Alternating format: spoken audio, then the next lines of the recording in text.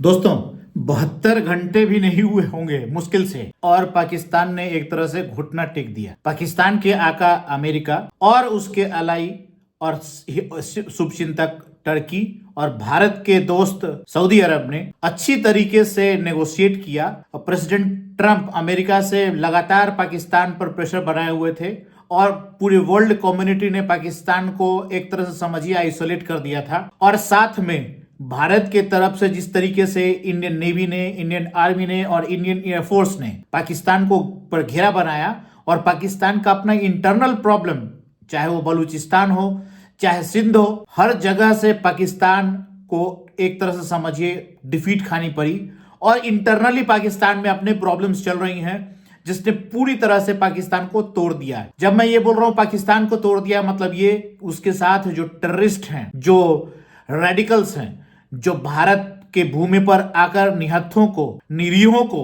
महिलाओं को और टारगेटेड एक तरह से समझिए तबके को गोली मारती है, बंदूक की नोक पर टेरर दिखाती है, उस पाकिस्तान ने 72 आवर्स के अंदर अपने घुटने टेक दिए और फाइनली भारत और पाकिस्तान ने एग्री किया है कि भारत की सीमा पर जो टेंशन एस्केलेट हुआ था इमीडिएट सीज फायर होगा। इस पर मिनिस्ट्री ऑफ डिफेंस ने, मिनिस्ट्री ऑफ एक्सटर्नल अफेयर्स ने, प्राइम मिनिस्टर ऑफिस ने एंड इंटरनेशनल मीडिया ने पूरी तरह से ब्रीफिंग लिया है और पूरे वर्ल्ड को बता दिया गया है कि दोनों तरफ से सीज फायर कर दिया गया है। मित्रों, एक बहुत ही बड़ा ये एक टेंशन होने से बच गया।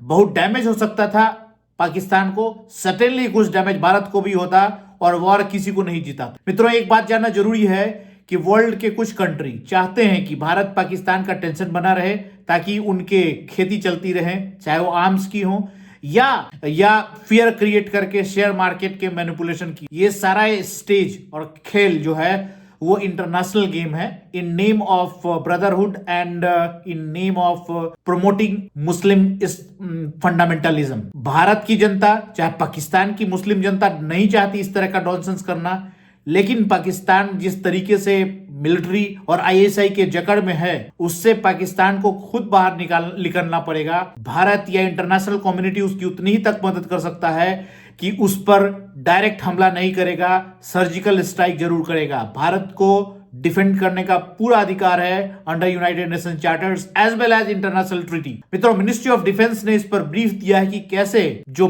पाकिस्तान है वो एक मिस इन्फॉर्मेशन फैलाने की कोशिश कर रहा है after having faced so many defeats. Pakistan की सीमा में जाकर भारत के मिसाइल्स हमला करते हैं टारगेटेड और पाकिस्तान का रडार सिस्टम उसको नहीं नोटिस कर पाता। On the other hand Pakistan ने भी ट्राई किया भारत की भूमि पर कुछ मिस एडवेंचर करने का और उसको डिफीट खानी पड़ेगी, क्योंकि भारत का जो डिफेंस सिस्टम है, रडार सिस्टम है, उसने सीमा से पहले ही उसको आइडेंटिफाई करके डिस्ट्रॉय कर दिया। पाकिस्तान बार बार बोल रहा है कि भारत के श्रीनगर पे, कभी चंडीगढ़ पे, कभी जो एयरबेस है उस पे हमला किया और बहुत सारे डैमेजेस किए।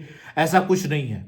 मिनिस्ट्री ऑफ डिफेंस का ये प्रेस क्लिप और जो प्रेस रिलीज हो रहा है उसमें भारत की सेना के तीनों विंग के लोग हैं। कमांडर कोमोडोर रवि नायर हैं, इंडियन आर्मी से मिस कुरैशी हैं और एयरफोर्स से व्योमा सिंह हैं।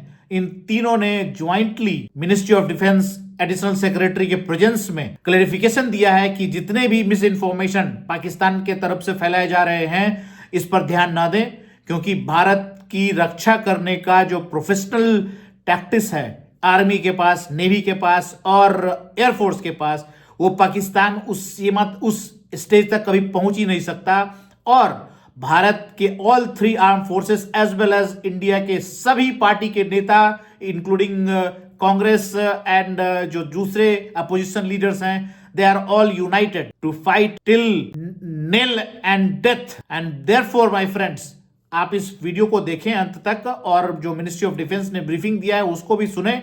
आपको समझ में आएगा कि भारत कितना प्रिपेयर्ड है। ऑल्दो सीज फायर कर दिया गया है लेकिन अलर्टनेस जारी रहेगा। India is prepared for war any time, any moment and this time Pakistan को जिस तरीके से के मंसूबे को नेस्तनाबूद कर दिया गया है, अगर फिर से वो दोबारा ऐसी कोई हरकत करेगा तो इंडिया इस बार और भी स्ट्रॉन्ग डैमेज करेगा और उतना करेगा कि पाकिस्तान सोच नहीं पाएगा। मित्रों, अगर अभी तक आपने हमारे वीडियो को सब्सक्राइब नहीं किया है तो सब्सक्राइब कर लें। आपने समय दिया उसके लिए बहुत बहुत धन्यवाद। मैं फिर Don't forget to share your comments and subscribe to Canoon Plus channel, friends. Good evening, ladies and gentlemen. I welcome you to this press briefing on Operation Sindoor and related developments. We have with us Commodore Ravi Nair, Colonel Sophia Qureshi, and Wing Commander Vyomika Singh to brief you. With that, I hand over the floor to Commodore Nair. Good evening, ladies and gentlemen. As the Foreign Secretary had said, you're aware there's an understanding that has been reached to stop all military activities at sea, on the air and on the land. And the Indian Navy, Indian Army and the Indian Air Force have been instructed to adhere to this understanding. Since the tragic events at Pahalgam, you're aware that our responses have been measured and very responsible. Details of these have been shared with you over the past few days through our various press briefings. What has also happened is that there is a significant amount of misinformation that is being undertaken from the other side. And as a professional military organization, we thought it is also our duty to dispel those misinformation aspects, as also state the facts of the case as they stand. Towards that, I will now hand over to my colleague, colonel Qureshi. नमस्कार। अब मैं आपको पाकिस्तान की miss information campaign के बारे में अवगत कराऊं। पहला, पाकिस्तान ने यह क्लेम किया कि उसने अपने JF-17 हमारे S-400 व ब्रह्मोस मिसाइल बेस को नुकसान पहुंचाया, जो कि बिल्कुल गलत। दूसरा, उसका यह भी मिस इन्फॉर्मेशन कैंपेन था कि हमारी एयरफील्ड जो कि सिरसा, जम्मू, पठानकोट, बठिंडा, नलिया और भुज में है, ये उसका मिस इन्फॉर्मेशन भी बहुत गलत है। तीसरा, पाकिस्तान के मिस इन्फॉर्मेशन कैंपेन के मुताबिक हमारे एम्यूनिशन डम्प्स जो चंडीगढ़ और बियास में है उसका डैमेज हुआ, यह भी बिल्कुल गलत है। हमने आपको मॉर्निंग ब्रीफिंग में बताया था विद फैक्ट्स एंड फिगर के साथ कि ये सारी चीजें बिल्कुल सही सलामत। अब मैं आपको बताना चाहती हूँ कि पाकिस्तान के एक प्रेस कॉन्फ्रेंस में ये बात की गई थी कि उनके सीनियर मिलिट्री ऑफिसर्स जो कि पूरी तरह से ये भ्रामक हैं और तथ्यों से दूर हैं कि पाकिस्तान की ओर से ये झूठा आरोप भी लगाया जा रहा है कि भारतीय सेना ने मस्जिदों को नुकसान पहुंचाया। मैं इससे बिल्कुल स्पष्ट करना चाहती हूं कि India is a secular nation और हमारी सेना भारत के कॉन्स्टिट्यूशनल वैल्यूज की एक बहुत प्यारी झलक। इंडियन आर्म फोर्सेस ने पाकिस्तान को बहुत भारी नुकसान पहुंचाया, उनके मिलिट्री इंफ्रास्ट्रक्चर, चाहे वो लैंड एसेट्स हो या फिर उनके एयर एसेट। यही नहीं, इंडियन आर्म फोर्सेस ने पाकिस्तान की एयरफील्ड्स स्कर्दू, जकोबाबाद, सरगोदा और बुलारी को बहुत नुकसान पहुंचाया। इसके अलावा पाकिस्तान के air defence system, radar system, उनको भी एयर स्पेस में अनटेनेबल किया। यह भी बताना चाहती हूं कि लाइन ऑफ कंट्रोल के पास पाकिस्तान के command and control logistic installations और उनके मिलिट्री इंफ्रास्ट्रक्चर्स, मिलिट्री पर्सनल्स का इतना भारी नुकसान हुआ कि पाकिस्तान की ऑफेंसिव व डिफेंसिव कैपेबिलिटी को नष्ट कर दिया गया। अंत में मैं फिर से ये बात दोहराना चाहूंगी, इंडियन आर्म फोर्सेस पूरी तरह से तैयार है, सतर्क है और भारत की संप्रभुता और अखंडता की रक्षा के लिए पूरी तरह से कमिटेड है। धन्यवाद। जय Hind. So several attempts were made by Pakistan on spreading a misinformation campaign, as we have seen for the last few days. There were attempts made to say that our S-400 at a northern base was destroyed, which was completely false, and that it was destroyed by a JF-17. It was a false information. Also, that the BrahMos installation was attacked and it was destroyed was false. The destruction of airfields at Srinagar, Jammu, Pathankot, Bhuj, Nalia, etc. was also a false claim. The forward ammunition dump at Chandigarh and Beas are also fit and fine, and we showed you these in the photographs in the morning briefing today.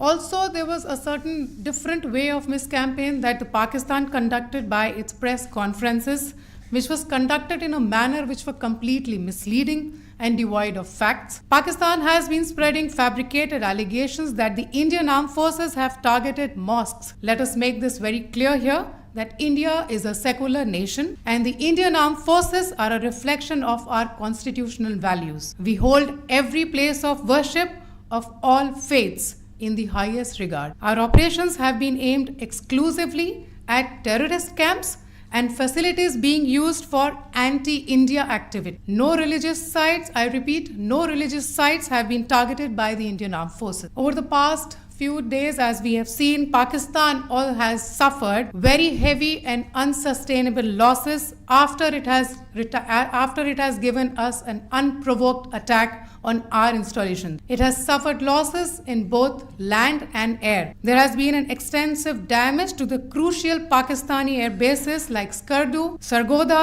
Jacobabad and Bholari. In addition, a loss of AD weapon system and radars made the defense of Pakistani airspace untenable. Across the line of control, extensive and precise damage to military infrastructure and command control centers and logistic installations. In addition to that, 2 military personnel had led to complete breakdown of its defensive and offensive capability and also Pakistani morale. In conclusion, let me reiterate that whilst we will be adhering to the understanding that has been reached today, that is the Indian Army, the Indian Navy and the Indian Air Force, we remain fully prepared and ever vigilant and committed to defending the sovereignty and integrity of the motherland. Every misadventure by Pakistan has been met with strength, and every future escalation will invite a decisive response. We remain fully operationally ready to launch whatever operations may be required in defense of the nation. Thank you very much, ladies and gentlemen.